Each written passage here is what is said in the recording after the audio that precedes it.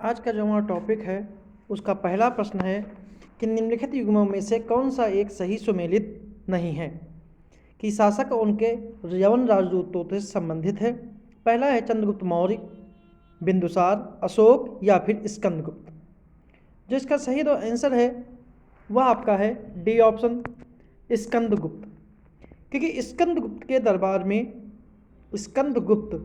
ठीक है, स्कंदगुप्त के दरबार में हेलियोडोरस जो यवन राजदूत था वो नहीं आया था। ठीक है, हेलियोडोरस जो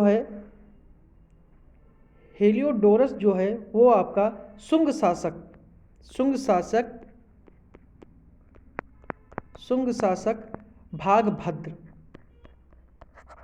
भागभद्र के शासनकाल में आया था। बाकी जो हैं वो सही सुमेलित है। अगला प्रश्न है निम्नलिखित में से कौन सा एक सही सुमेलित नहीं है? सेशल्स, विक्टोरिया, हैती, पोर्ट ओ Prince, Mongolia, Ulaanbaatar, Grenada, Libreville. जिसका सही जो आंसर है वो आपका है डी ऑप्शन, क्योंकि जो सही सुमेलित नहीं वो है ग्रेनाडा, क्योंकि ग्रेनाडा की राजधानी लिब्रेविले नहीं है। ग्रेनाडा की राजधानी जो है वो है सेंट जॉर्ज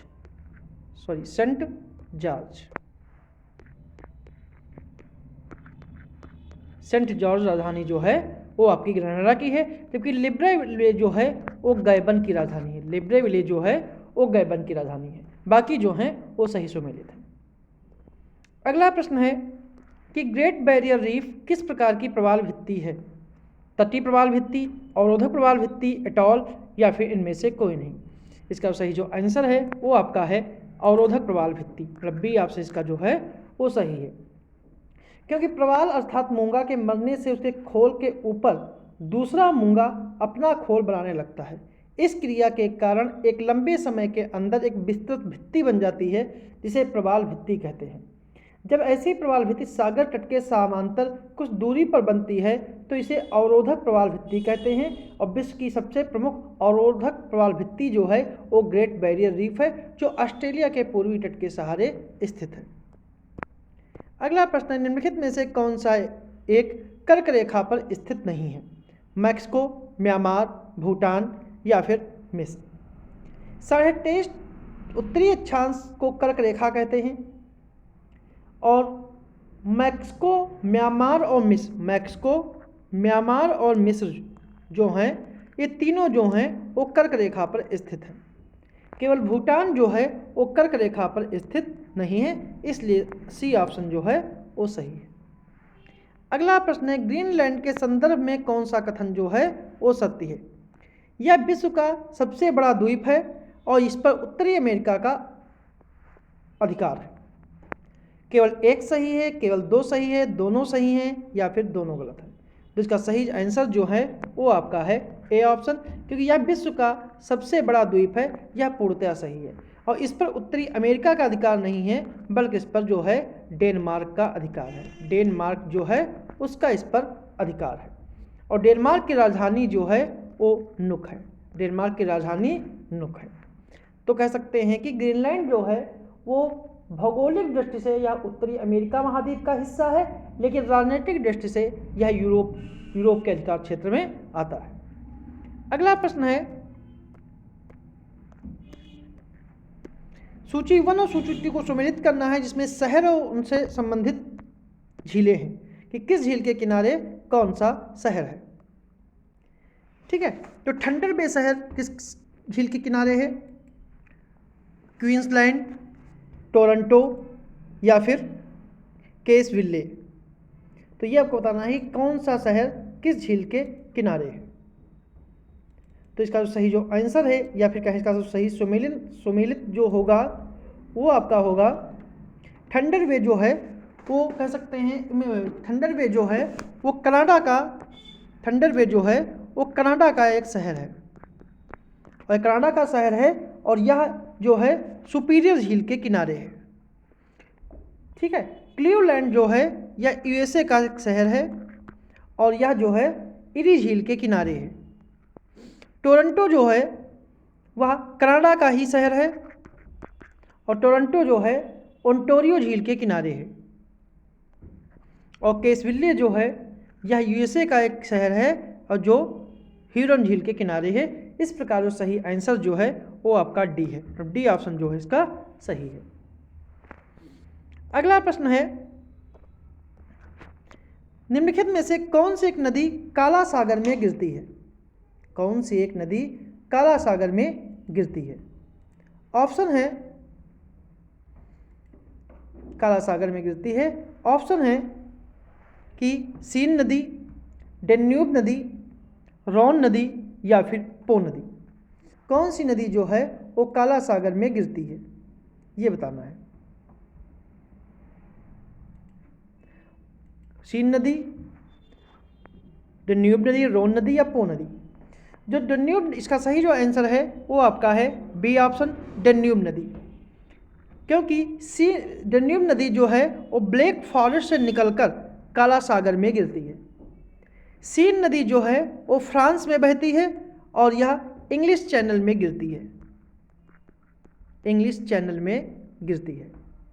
रोन नदी जो है ये भी फ्रांस के जूरा पर्वत से निकलती है और भूमध्य सागर में गिरती है, ठीक है। और पो नदी जो है वह इटली की एक नदी है जो आल्प्स पर्वत से निकलकर जो है एड्रियाटिक सागर में वेनिस की खाड़ी में गिरती है। इसका सही जो आंसर है वो है ए, कि काला सागर में गिरने वाली नदी जो है वो डेन्यूब है। अगला प्रश्न है, भारतीय राज्य में पश्चिम बंगाल की सीमा किस एक देश के साथ नहीं लगती है? नेपाल, भूटान, म्यांमार या फिर बांग्लादेश। इसका सही जो आंसर है वो आपका है सी ऑप्शन, म्यांमार। क्योंकि पश्चिम बंगाल की सीमा नेपाल, भूटान और बांग्लादेश से लगती है, ठीक है, और म्यांमार से नहीं लगती है, इसलिए इसका आंसर जो है वो सी है। अगला प्रश्न है, निम्नलिखित कथनों में से कौन सा एक गलत है? आदम ब्रिज तमिलनाडु और श्रीलंका के मध्य स्थित है, पंबन द्वीप आदम ब्रिज का हिस्सा है और पंबन द्वीप पर रामेश्वरम स्थित है, या फिर आदम ब्रिज के उत्तर में मन्नार की खाड़ी है। जिसका सही जो आंसर है वो आपका है आदम ब्रिज के उत्तर में मन्नार की खाड़ी है। यही गलत है, क्योंकि आदम ब्रिज के उत्तर में जो है वो मन्नार की खाड़ी ना होकर उत्तर में पाक की खाड़ी है, पाक की खाड़ी है, जबकि दक्षिण में मन्नार की खाड़ी, मतलब आदम ब्रिज के साउथ में, आदम ब्रिज के साउथ में या दक्षिण में मन्नार की खाड़ी है और उत्तर में पाक की खाड़ी है, इसलिए डी ऑप्शन जो है वो सही है। अगला प्रश्न है, मुख्य हिमालय के गर्भ में किस प्रकार की चट्टानें पाई जाती हैं? आर्कियन, धारवाड़, कुडप्पा या फिर विंध्य। इसका सही जो आंसर है वो आपका है ए, आर्कियन। आर्कियन क्रम की चट्टानें जो हैं वो सर्वाधिक प्राचीन चट्टानें हैं। जब पृथ्वी सबसे पहले ठंडी हुई तब इन्हीं चट्टानों का निर्माण हुआ और इन चट्टानों का बहुत अधिक रूपांतरण हो चुका है और ये रवेदार हैं, इनमें जीवाश्म का अभाव है। और कहे ग्रेनाइट और नीस जो इसी प्रकार की चट्टानें हैं। और अगर आर्कियन क्रम की चट्टानों की हम बात करें कि भारत के किन किन राज्यों में पाई जाती हैं, तो कर्नाटक, छत्तीसगढ़, छोटा नागपुर पठार और राजस्थान का दक्षिणी पूर्वी भाग जो है वहाँ ये पाई जाती हैं। अगला प्रश्न है, निम्नलिखित पर्वत चोटियों में कौन सी सर्वाधिक ऊंची है? नामचा बरवा, K2, नंगा पर्वत या फिर कंचनजंगा। जो इसका सबसे सही आंसर जो है वो आपका है b option, K2। Namcha Barwa 7,750 metre है, 7,750। K2 जो है 8,611 और नंगा पर्वत 8,126 और कंचनजंगा 8,597 मीटर ऊंची हैं। इसलिए सही आंसर जो है बी ऑप्शन है। और जो K2 है वह काराकोरम पर्वत श्रृंखला की सबसे ऊंची चोटी है। अगला प्रश्न है, निम्नलिखित में से कौन सा असत्य है? कांडला एक ज्वारीय बंदरगाह है, मुंबई भारत का सबसे बड़ा बंदरगाह है, मर्मगोवा एक कृत्रिम बंदरगाह है, कोचीन एक प्राकृतिक बंदरगाह है। तो कौन सा जो है वो असत्य है? तो सही जो आंसर है वो आपका है सी ऑप्शन, मर्मगोवा एक कृत्रिम बंदरगाह है। मर्मगोवा जो है वो जुआरी नदी के ज्वार नद मुख पर स्थित है और यह एक प्राकृतिक बंदरगाह है। बाकी जो है वो सभी सत्य हैं। अगला प्रश्न है, अफ्रीकी महाद्वीप में स्थित लेसोथो देश के बारे में कौन सा कथन असत्य है? यह ड्रेकन्सबर्ग पर्वत पर स्थित है, इसकी तटरेखा की लंबाई सबसे छोटी है, यह शांत घाटियों का देश कहा जाता है, इसकी राजधानी मसेरू है। तो कौन सा कथन जो है वो असत्य है? जिसका सही कथन जो है वो आपका बी जो है वो असत्य है, क्योंकि इसकी तटरेखा सबसे छोटी है, जबकि यही गलत है क्योंकि लेसोथो जो देश है वह लैंडलॉक कंट्री है, तो इसकी तटरेखा होने का कोई सवाल ही नहीं उठता है, इसलिए बी ऑप्शन इसका जो है वो सही है। अगला प्रश्न है, थीन परियोजना स्थित है रावी नदी पर, चिनाब नदी पर, झेलम नदी पर या फिर ब्यास नदी पर? इसका सही जो आंसर है वो आपका है ए ऑप्शन, थीन परियोजना जो है वो रावी नदी पर स्थित है, मतलब ए ऑप्शन इसका जो है सही है। अगला प्रश्न है, 6 डिग्री चैनल जो है किन दो देशों के बीच सीमा निर्धारित करता है? मालदीव और सेशल्स, भारत और इंडोनेशिया, भारत और मालदीव, मलेशिया और इंडोनेशिया? क्वेश्चन नंबर 43, जिसका सही जो आंसर है वो आपका है बी ऑप्शन, भारत और इंडोनेशिया के बीच 6 डिग्री चैनल सीमा निर्धारित करता है, इसलिए इसका बी आंसर जो है वो सही है। अगला प्रश्न है, निम्नलिखित में कौन सा सही है? एल्युमिनियम उद्योग एक भारहौसी उद्योग है और भारत में वस्त्र उद्योग के बाद चीनी उद्योग दूसरा सबसे बड़ा कृषि आधारित उद्योग है। केवल एक कौन सा सत्य है? केवल एक, केवल दो, दोनों या फिर दोनों नहीं? इसका सही जो आंसर है वो आपका है सी ऑप्शन, ए और सी, ए और मतलब पहला और दूसरा दोनों सही है। अगला प्रश्न है,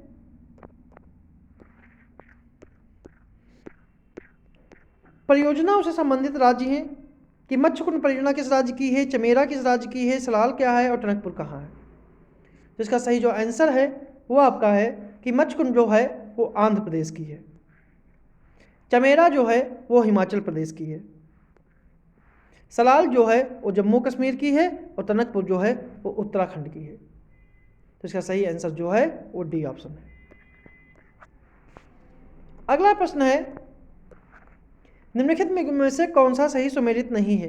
प्राथमिक उत्पादक स्वापोषी, जलीय परितंत्र के जीवभार का पिरामिड उल्टा, परितंत्र में ऊर्जा प्रवाह चक्रीय, अपघटक और उपभोक्ता दोनों की श्रेणी में संबंधित जीव चींटी?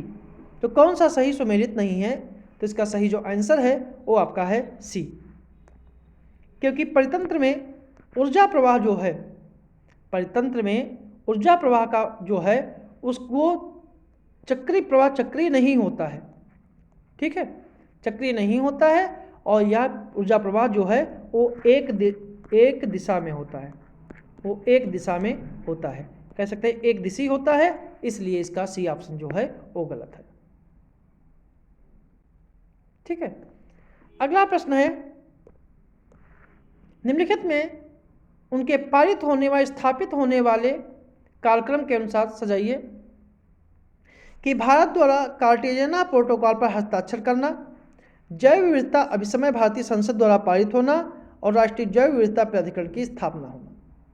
तो इसका सही जो कार्यक्रम है कि भारत द्वारा कार्टेजियना जैव सुरक्षा प्रोटोकॉल पर हस्ताक्षर करना, उसकी तिथि जो है, इसकी जो तिथि है वह है 23 जनवरी 2001। जैव विविधता पर संसद द्वारा पारित होना है 11 दिसंबर 2002। राष्ट्रीय जैव विविधता प्राधिकरण की स्थापना जो है वो है 2003 और कहाँ, चेन्नई। तो इसका सही जो आंसर है वो आपका है डी ऑप्शन जो है वो सही है। अगला प्रश्न है, प्रकाश रासायनिक धूम कोहरे का प्रमुख घटक होता है? धरातली ozone gas, sulphur dioxide, nitrogen के ऑक्साइड या फिर कार्बन मोनोऑक्साइड? इसका सही जो आंसर है वो आपका है ए ऑप्शन, धरातली ओजोन गैस, क्योंकि प्रकाश धूम कोहरा यानी स्मॉग जो है वो फॉग प्लस स्मोक, स्मोक से मिलकर बना है और यह एक जो है वायु प्रदूषक है। इसका प्रमुख घटक धरातली ओजोन गैस यानी O3 होती है। जब यह गैस क्षोभ मंडल के में धरातल के समीप पाई जाती है तो यह प्रदूषक का कार्य करती है। यानी कहें जो ओजोन गैस है, जब तक यह समताप मंडल में है तब तक यह पृथ्वी के लिए एक अच्छी गैस के रूप में कार्य करती है, और जब यह क्षोभ मंडल में आ जाती है तो यह पृथ्वी के प्रदूषक के रूप में कार्य करती है। अगला प्रश्न है, निम्नलिखित में से कौन एक बायोमास का सही रूप में प्रदर्शित करता है? पहला है किसी परितंत्र में प्रति इकाई समय में जीवित पदार्थों का सकल भार। दूसरा है किसी परितंत्र में प्रति इकाई समय व प्रति इकाई क्षेत्र में जीवित पदार्थों का सकल शुष्क भार। किसी परितंत्र में प्रति इकाई क्षेत्र में जीवित या मृत पदार्थों का सकल शुष्क भार, या फिर इनमें से कोई नहीं। जिसका सही आंसर है वो आपका है बी ऑप्शन, किसी परितंत्र में प्रति इकाई समय एवं प्रति इकाई के क्षेत्र में जीवित पदार्थों का सकल शुष्क भार। इसलिए इसका बी ऑप्शन जो है वो सही है। अगला प्रश्न है, मानव एवं जैवमंडल कार्यक्रम किसके द्वारा शुरू किया गया कार्यक्रम है? IUCN, यूनेस्को, UNDP या फिर IPCC। इसका सही जो आंसर है वो आपका है बी ऑप्शन, यूनेस्को के द्वारा शुरू किया गया है। मानव एवं जैवमंडल यानी MAB मैप की शुरुआत जो है 1971 में यूनेस्को के द्वारा की गई थी। यह एक अंतर सरकारी वैज्ञानिक कार्यक्रम है जिसका उद्देश्य जो है मानव और पर्यावरण के बीच संबंधों के सुधार के लिए वैज्ञानिक आधार प्रदान करना है। अगला प्रश्न है, संसद का कोई सदस्य अनुच्छेद 102 में वर्णित किसी नियोगिता से ग्रसित है या नहीं, इसका निर्णय कौन करता है? लोकसभा अध्यक्ष, राज्य का सभापति, निर्वाचन आयोग या फिर राष्ट्रपति। इसका सही जो आंसर है वो आपका है डी ऑप्शन, राष्ट्रपति। अगला प्रश्न है, निम्नलिखित में से किस एक आधार पर राज्य धार्मिक स्वतंत्रता पर विधि द्वारा निर्बंधन आरोपित नहीं कर सकता? लोक व्यवस्था, स्वास्थ्य, गरिमा या फिर सदाचार। जिसका सही जो आंसर है वो आपका है डी ऑप्शन, कि राज्य जो है वो गरिमा के आधार पर किसी भी व्यक्ति की धार्मिक स्वतंत्रता का हनन नहीं कर सकता है, क्योंकि अनुच्छेद 25 के अंतर्गत धार्मिक स्वतंत्रता का अधिकार एक मौलिक अधिकार है, ठीक है, जिसमें किसी भी व्यक्ति को धर्म को अबाध रूप से मानने, आचरण और प्रचार करने का अधिकार देता है। लेकिन धार्मिक स्वतंत्रता का अधिकार विस्तृत नहीं है, क्योंकि राज्य के द्वारा 3 आधारों पर किसी भी व्यक्ति की धार्मिक स्वतंत्रता पर प्रतिबंध लगाया जा सकता है, जिसमें लोक व्यवस्था आती है, सदाचार और स्वास्थ्य के आधार पर प्रतिबंध लगाया जा सकता है। अगला प्रश्न है, राष्ट्रीय पिछड़ा वर्ग आयोग के संबंध में निम्नलिखित कथनों में से कौन सा एक सत्य है?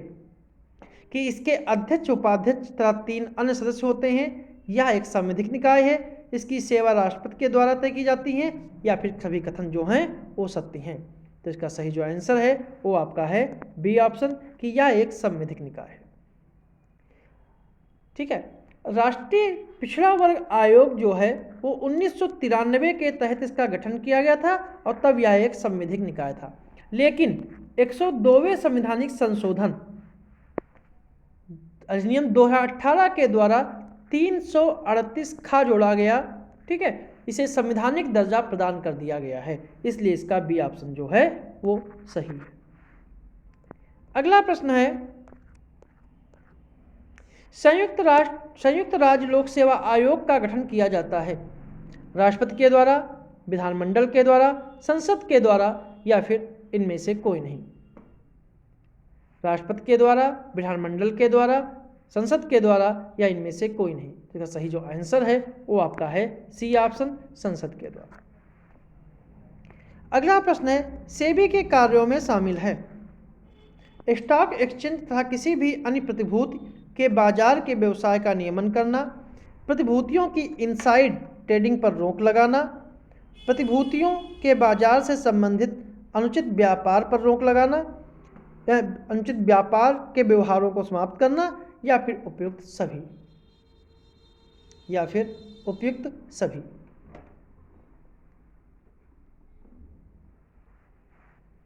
अगला प्रश्न है, नहीं सॉरी, इसका सही आंसर जो है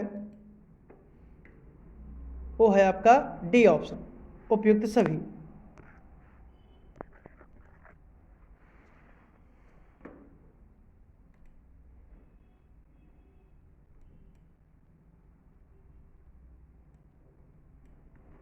अगला प्रश्न है, निम्नलिखित में से कौन सा पदार्थ बिजली का कुचालक है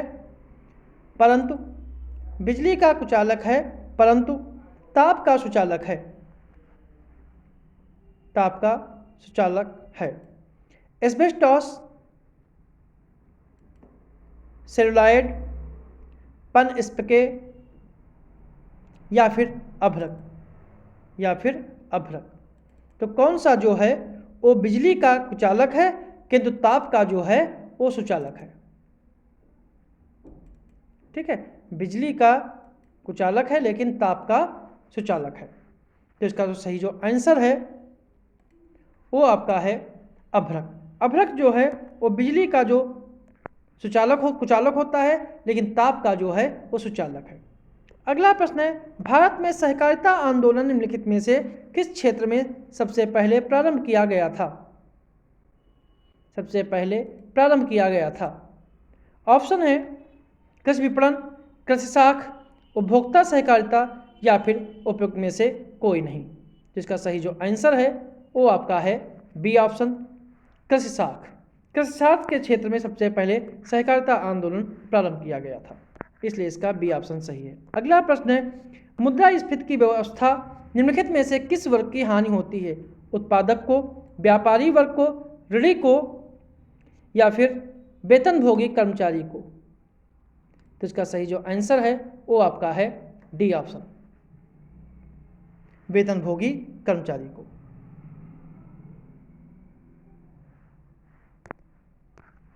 अगला प्रश्न है, मौद्रिक नीति का उद्देश्य क्या है? विनिमय दर में स्थायित्व, रोजगार में सृजन, विकास एवं मूल्य स्थिरता या फिर उपरोक्त सभी? जिसका सही जो आंसर है वो आपका है डी ऑप्शन, उपरोक्त सभी। तो ये थे हमारे आज के प्रश्न।